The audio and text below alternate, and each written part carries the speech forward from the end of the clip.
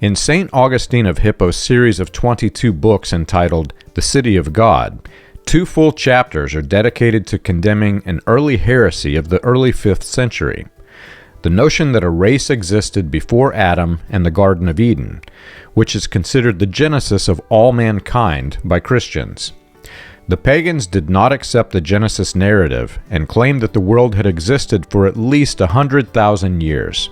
St. Augustine titled chapter 40 of Book 18 about the most mendacious vanity of the Egyptians, in which they ascribed to their science an antiquity of 100,000 years.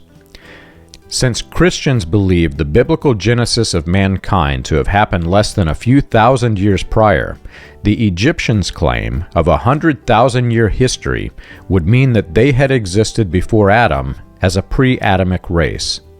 Augustine argued that the world was less than 6,000 years old.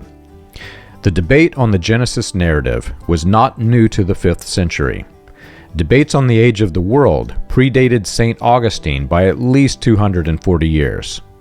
Apollonius of Egypt was a respected authority among non-Christians of the 2nd century on the age of the world, who insisted that the world was over 150,000 years old.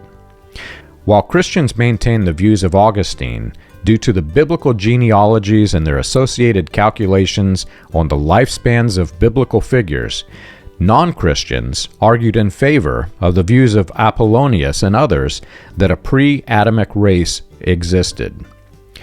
The proverbial lines in the sand were blurred with the rise of British Israelism in the late 19th century.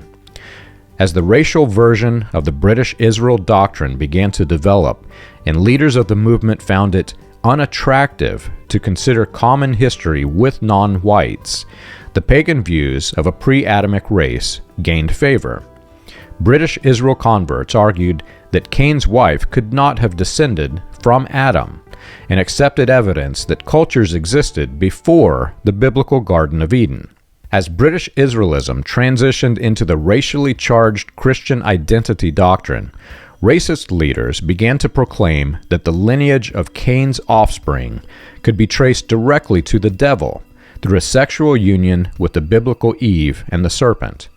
Not only was a pre-Adamic race favored by leaders of white supremacy, such as Wesley A. Swift, but it was also required.